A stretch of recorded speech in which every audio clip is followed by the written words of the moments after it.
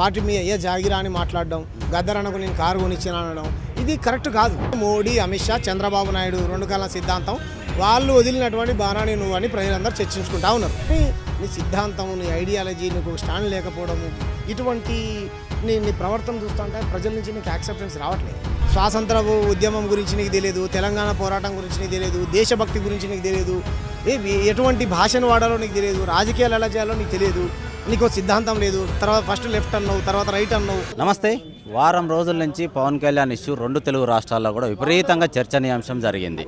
దానికి సంబంధించి సైనికులు, జనసేన కార్యకర్తలు కూడా స్పందించడం జరిగింది. ఇక్కడ ఉన్నటువంటి సీనియర్ జర్నలిస్టులను కావచ్చు, పృథ్వీరాజ్ అన్న కావచ్చు, ప్రాంతీయ వ్యవస్థాపకులు వాళ్ళు స్పందించిన విషయంలో వాళ్ళ మీద కూడా కౌంటర్లు వ్యాఖ్యలు చేయడం జరిగింది. దీనికి సంబంధించి మాట్లాడడానికి తెలంగాణ శామన్న అన్నాడు. అని ఎట్లా చూడొచ్చు అన్న అంటే యాక్చువల్గా ప్రొఫెసర్ నాగేశ్వరరావు మీద మొదలైనటువంటి ఇది రెండు ప్రాంతీయ విభేదాలుగా కూడా క్రియేట్ అయింది. ఏం చెప్తారు దీనికి సంబంధించి? ప్రొఫెసర్ నాగేశ్వరరావు దగ్గర మొదలై గద్దరన్న దగ్గర చర్చ జరుగుతూ ఉన్నది. అలా చెప్పాలి మీరు. వీటన్నిటికీ పంచాయతీకి కారణం, ప్రధాన మూలము, సూత్రధరుడు పవన్ కళ్యాణ్. ఎవరు కూడా నువ్వు ఆడికి పోయి పార్టీ పెట్టుకోదు, ఈడికి పోయి ప్రచారం చేద్దని ఎవరు అనలే బ్రదర్. అవునన్నా కాదన్నా, ఆయన భారతీయుడు కాదా? చెప్పను, ఆయన భారతీయుడే కదా. ఆయనకు ఆధార్ కార్డు ఈ దేశంలో ఉంది కదా, నీకు ఇక్కడనే ఉంది కదా.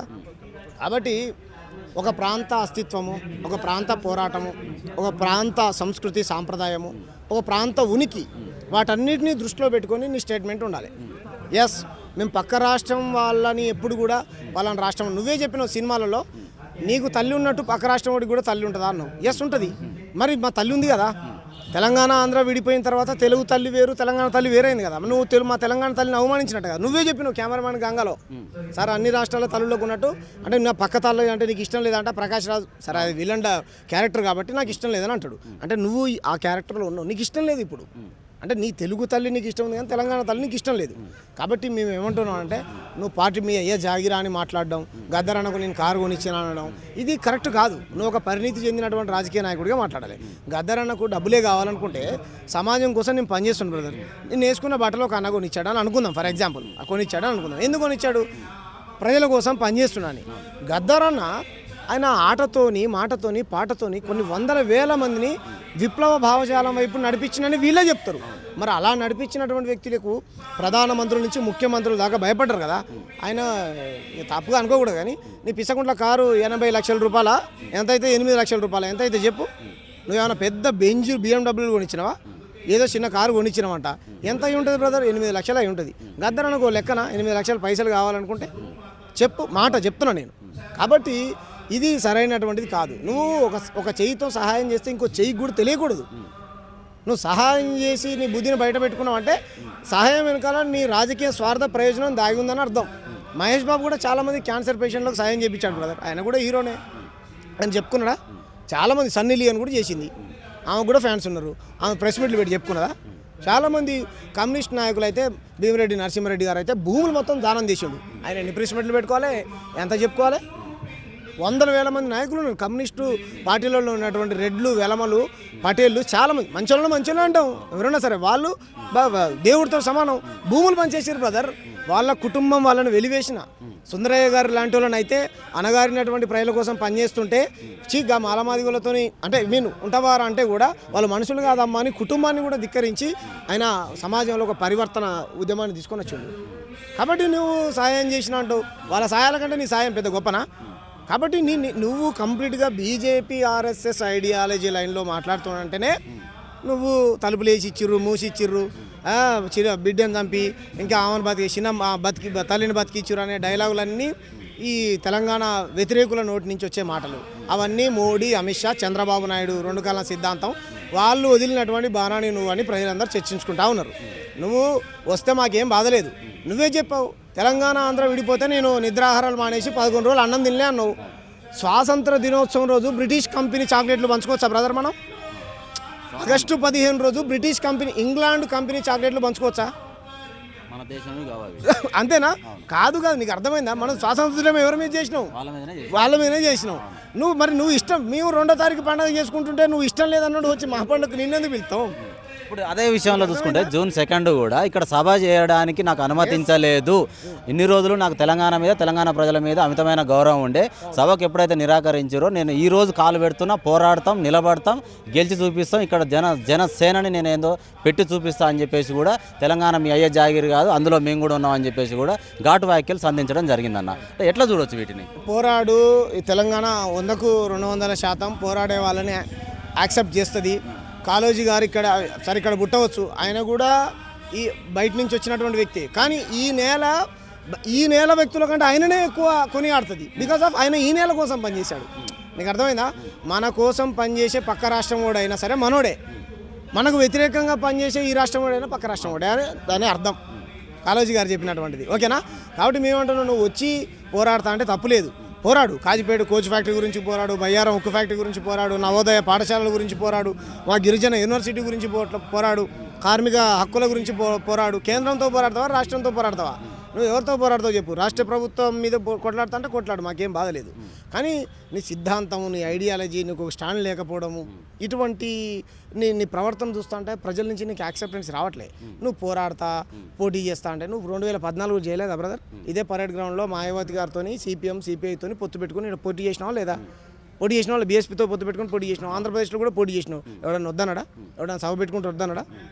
తర్వాత కూడా పోటీ చేసినావు, ఎవడన్నా వద్దన్నాడా? కాబట్టి నువ్వు ఎవడికా, నువ్వు హీరో అయితే ఎవడికి నీకు అభిమానులు ఉండొచ్చేమో, కానీ ఈ తెలంగాణ కోసం అమరవీరులు అయినటువంటి వాళ్ళు లక్షల కోట్ల మంది, వందల వేల మంది ఉన్నారు. లెక్కలకు ఉన్నది కేవలం 12,000 మంది. లెక్కకు లేని వాళ్ళు చాలామంది ఉన్నారు, అమరులైన వాళ్ళు. సరే మనం లేకపోవచ్చు. కాబట్టి మేమంటున్నాం అంటే నువ్వు సెంటిమెంట్ని రా చేస్తే అది నీకే ప్రమాదం. మేము గౌరవిస్తాం ఆంధ్ర అన్నల్ని, ఆంధ్ర అక్కల్ని, ఆంధ్ర చెల్లెల్ని. 12 ఏళ్ళ నుంచి హైదరాబాద్లో అద్భుతంగా బతుకుతుర్రు. వాళ్ళని ఎవరేమన్నా కొట్టిరా, తిట్టిరా? మా అస్తిత్వానికి ప్రమాదం ఉన్నప్పుడే మేము తిరగబడతాం. మీరు మాలో ఒకటే బతకండి. మీరు మా భాషను అవమానించలే, మా యాసను అవమానించలే. సినిమా హీరోలు మొత్తం కమ్మోళ్ళు, కాపళ్ళు. పవన్ కళ్యాణ్ హీరో, వాళ్ళ అన్న చిరంజీవి హీరో, ఇంకో ఆయన నాగబాబు హీరో, ఆయన కొడుకు హీరో, ఆయన బిడ్డ హీరోయిన్. ఇక మా తెలంగాణలో హీరో లేరు బ్రదర్. మా లాంగ్వేజ్ అంట గుండాల లాంగ్వేజ్ అంట, ఏమండి అనే లాంగ్వేజ్ వాళ్ళది హీరో లాంగ్వేజ్ అంట. మరి మాకు బాధ అనిపించదా? అందుకే కదా తిరగబడ్డది. నీకు అర్థమైందా? వీళ్ళని క్యారెక్టర్లు గుండా లాంగ్వేజ్ మొత్తం తెలంగాణ యాస భాషలో ఉంటుంది, హీరోల భాష మాత్రం అది ఉంటుంది. మా హీరోయిన్ లేరి కాపోళ్ళు, చంద్రబాబు నాయుడు కులపోళ్ళు, కమ్మోళ్ళు హీరోలు, ఇవి కాపోళ్ళు. సామాజిక న్యాయం ఏది బ్రదర్? ఒక్క మాలమాదిగ హీరో ఉన్నాడా? ఒక బీసీ హీరో ఉన్నాడా? ఒక బీసీ హీరోయిన్ ఉన్నదా? ఒక ఎస్సీ, ఒక ఎస్టీ హీరోయిన్ ఉన్నదా? ఎంత లెక్కలు తీయనా నేను? ఈ సామాజిక న్యాయమా చెప్పు. పవన్ కళ్యాణ్ నువ్వు సామాజిక న్యాయం గురించి మాట్లాడతావు కదా.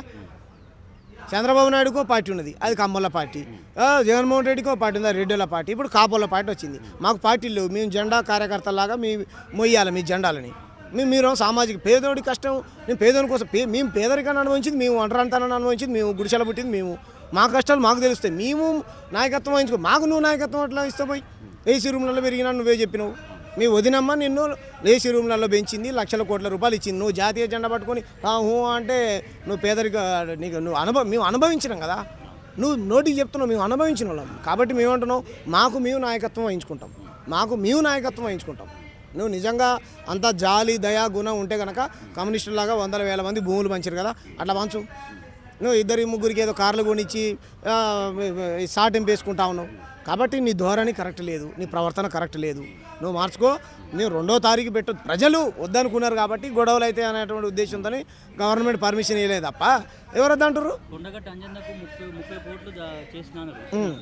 చేయని బ్రదర్, మంచిదే కదా. కొండగట్ట అంజన్న ఇప్పుడు దేవుడికి చేసినావు కదా, మాకు చేసినావా? అంటే దేవుడిని కూడా ప్రాంతానికి అంటగడుతున్నావు నువ్వు. కాదు బాబు, హనుమంతుడు అందరి వాడా, తెలంగాణ వాడా? హనుమంతుడు అందరి వాడా, తెలంగాణ వాడా? మరి అందరి వాడు కదా, ఏమవుతుంది? సొంత డబ్బులు కాదు, టీటీడీ నుంచి తీసుకొచ్చినావు అని అంటున్నావు. గుడికి కాదు బ్రదర్. తెలంగాణ వాళ్ళు తిరుమల తిరుపతి దేవస్థానానికి పోయి డబ్బులు వేస్తురా లేదా? మరి ఏం మాట్లాడతాడు చెప్పు? కొండగట్ట అంజనం నీ కష్టం ఇచ్చినా ఇయ్యలే కదా. ఇప్పటి నుంచి ఇయ్యకు. నీ కుటుంలో నూతి బుద్ధి బయట సహాయం చేసి చెప్పుకుంటే మాకు అవసరం కూడా లేదు. నువ్వు నీ పార్టీ క్షమాపణ చెప్పాల్సిందే. తెలంగాణ నేలకు, తెలంగాణ సమాజానికి, గద్దరన్న అభిమానులకు నువ్వు క్షమాపణ చెప్పాల్సిందే. నువ్వు పొడి చేసుకో. నువ్వు తర్వాత ప్రెస్ మీట్ పెట్టినావు, మళ్ళీ నీ నోట్ల నుంచి డైలాగులు రావట్లేదు ఎందుకంత? నాకు కోపం వచ్చిందంట. నన్ను గెలుకుతారా అంటారు. మరి మాకు కూడా కోపం వస్తుంది. అంటే ఇప్పుడు యాక్చువల్గా ఇప్పుడు కోపం అనే విషయం వస్తే ఒకటి గుర్తొస్తుందన్న. ఇప్పుడు జనసేనకైనా సరే, జనసేన సిద్ధాంతాలకైనా సరే వాళ్ళ గురువుకు ఓర్పు ఎక్కువ. మా జోలికి వచ్చినా, మా నాయకుని జోలికి వచ్చినా మేము ఊరుకోం. మా నాయకుడు ఒకటే చెప్పిండు, ఓర్పుతోనే ఉండండి, సాధిస్తాం, ఖచ్చితంగా గెలుస్తాం, నిలబడతాం అని చెప్పిండు అన్నటువంటి జనసేన కార్యకర్తలు, సైనికులు అని చెప్పుకునేటోళ్ళు రీసెంట్గా ఉద్యమకారులను కావచ్చు, సీనియర్ జర్నలిస్టులను కావచ్చు కూడా అరే తురే అంటూ కూడా వ్యాఖ్యానించడం జరిగింది. అంటే ప్రెస్ మీట్లో అన్ని కెమెరాల ముందు కూడా అరే పాసం యాదగిరిగా, అరే పృథ్వీరాజుగా అనే దాన్ని ఓర్పుతోనే ఉండాలని చెప్పేసి వాళ్ళ నాయకుడు చెప్పిండు. కానీ ఇక్కడ ఓర్పు ఎక్కడ కనబడుతుంది అని చెప్పేసి కూడా వినబడుతుంది. ఎట్లా చూస్తారన్న? కాదు బ్రదర్, ఇప్పుడు సమాజం మీరే అడిగారు నన్ను చక్కగా. నేను ఇన్నిసార్లు నేను మీలాంటి జర్నలిస్టులు ప్రశ్నలు అడిగినప్పుడు ఛాన్సార్లు సమాధానం చెప్పిన. ఎవరిని కూడా వ్యక్తిగతంగా మేము దూషించాం. డెమోక్రసీ లోపల మాట్లాడతాం. తెలంగాణ ప్రజలు ఒక ప్రజాస్వామ్య వాదనతో కూడి ఉండేటువంటి ప్రజలు వీళ్ళంతా. కాబట్టి మీరు తిడతానంటే అది మీ పార్టీని మీరే దిగదార్చుకుంటారు, మీ నాయకుడి పతారాన్ని మీరే దిగదార్చుకుంటారు. కాబట్టి మాకు తిట్టడం, కొట్టడం, మేము లగడ పార్టీని లాగులు తీస్తామని అన్నాం, టీజీ వెంకటేశ్వర అన్నాం. అంత మా తెలంగాణకు వ్యతిరేకంగా ఎవడు మాట్లాడినా సరే, దేవుణ్ణైనా సరే ధిక్కరిస్తాం బ్రదర్. మేము ఇది ఒక ప్రజాస్వామ్య డిమాండ్. బాబాసాహెబ్ అంబేద్కర్ రాసిన రాజ్యాంగం ఏదైతే ఉందో దాని బద్ధంగానే రాష్ట్రం విడదీసారు తప్ప సపరేట్ గీయలే. నువ్వు దేశభక్తి గురించి మాట్లాడుతూ ఉన్నావు. మేము నిజాం నవాబ్తో కొట్లాడి పటేల్ సైన్యం వచ్చి కమ్యూనిస్టులను ఇది చేస్తూ ఉన్నది. కానీ మేము నిజాంతో కొట్లాడి భారత్లో విలీనమైనాం. మేము జాతీయ జెండాని పట్టుకుంటాం. ఇక్కడ మేము జాతీయ జెండా ఎగురుతుంది. కాబట్టి స్వాతంత్ర ఉద్యమం గురించి నీకు తెలియదు, తెలంగాణ పోరాటం గురించి నీకు తెలియదు, దేశభక్తి గురించి నీకు తెలియదు, ఎటువంటి భాషను వాడాలో నీకు తెలియదు, రాజకీయాలు ఎలా చేయాలో నీకు తెలియదు, నీకు సిద్ధాంతం లేదు. తర్వాత ఫస్ట్ లెఫ్ట్ అన్నావు, తర్వాత రైట్ అన్నావు. మీ అన్న కాంగ్రెస్ పార్టీని తిడుతున్నావు. మీ అన్న కాంగ్రెస్ పార్టీతో పొత్తు పెట్టుకొని కేంద్ర టూరిస్టు మంత్రి పదవి కోసం విలీనం చేసిండు. అది నీ కుటుంబ నేపథ్యం. మీ అన్ననే కదా ఆ పార్టీలో నువ్వు కీలకమైన పాత్ర వహించినావు. నీకు ఏముంది, నీకు ఐడియా లేదు, సిద్ధాంతం లేదు. నీకు తగ్గట్టు నీ పార్టీ నాయకులు వాళ్ళు ఉన్నారు. మొగలి రేహుల్ రాత్రి పగలు సినిమా హీరోయిన్ అంట, హీరో వాడు అంట. వీళ్ళంతా వచ్చి మాట్లాడుతూ ఉన్నారు. హీరోలు, హీరోయిన్లు వీళ్ళంతా ఎవరండి? మా తెలంగాణలో ఎవరు లేరు. దాంట్లో ఉంటే మంచిదే. మీరు తెలంగాణ రాష్ట్ర కమిటీగా మీరు తెలంగాణ ప్రజల తరపున కొట్లాడండి, మాట్లాడండి, తప్పులేదు. అంతేగాని మేము చంద్రబాబు నాయుడిని తీసుకొచ్చి పెట్టుకుంటాం. ఏ భలేగా ఉన్నది. ఎవడైతే విడాకులు ఇచ్చిండో లాయర్ ఉన్నాడో వాని దగ్గరికి పోయి మళ్ళీ కలపమన్నట్టున్నది కథ. కాబట్టి నువ్వు వ్యతిరేకం నువ్వే చెప్పినావు. నువ్వు 11 రోజులు అన్నం తినలే అన్నావు. తెలంగాణ వల్ల జిస్టు దాకి కోనసీమ కొబ్బరి చెట్లు కూలిపోయినాయి అని అన్నాడండి. కాబట్టి నేను మొదటి నుంచి కూడా ఓకే రైట్. నవనిర్మాణ సభ అయింది, ఆల్రెడీ నిర్మాణం అయింది. నవనిర్మాణ సభ అయింది. నువ్వు నీ మీద తెలంగాణ ఉద్యమంలో ఉన్నాను. తెలంగాణ ఉద్యమంలో లాఠీ దెబ్బలు తిన్నావు. గద్దరాన్లా గోచుకోండి పాట ఏమన్నా బాగా చెప్పు మరి అన్న. కాబట్టి నీ పాత్ర లేని నువ్వు ఇక్కడ పెత్తనం చెలాయిస్తాను. మేము పోరాటం చేసినందుకు కదా. ఆంధ్ర వాళ్ళు మనందరం తెలుగు వాళ్ళ అనే ముసుగుతోని 60 ఏళ్ళు మా మీద పెత్తనం చెలాయిస్తారు. అన్నలారా మీ పెత్తనం మాకొద్దు అని ధిక్కరించింది కదా తెలంగాణ. అందుకు కదా రా నువ్వు వస్తా అంటే చెప్పు, 2 రాడ్బోన్ పెట్రోల్ పైసలు మేమే ఇస్తాం. నువ్వు గదరాన కారు కొనిచ్చిన ఎన్నిసార్లు వస్తావు హైదరాబాద్కి వచ్చిపో. అంతేగాని నవనిర్మాణ సభ నేను జూన్ 2వ తారీఖే పెడతా అంటే స్వాతంత్ర ఉద్యమం చేసినటువంటి అమరులని బ్రిటిష్ కంపెనీ చాక్లెట్లు పంచితే ఎంత పాపమో, ఇగో తెలంగాణ ఆవిర్భావ దినోత్సవం రోజు నువ్వు సభ పెడితే అంత పాపం. ఎందుకంటే నువ్వు వద్దనుకున్నావు. నువ్వు వరంగల్ సభలో నువ్వు మాట్లాడుతూ మీకు ఎంత ధైర్యం, నువ్వు ఆంధ్ర తెలంగాణను విడదీస్తాను. కాబట్టి నువ్వు తెలంగాణ ద్రోహివి కదా. నీకు ప్రేమ ఉండొచ్చు, ఉద్యమం అంటే తెలంగాణ ఆంధ్ర విడిపోయేటువంటి క్రమం నీకు ఇష్టం లేదు, నీకు అభ్యంతరం ఉన్నది, నువ్వు పెట్టుకో. అది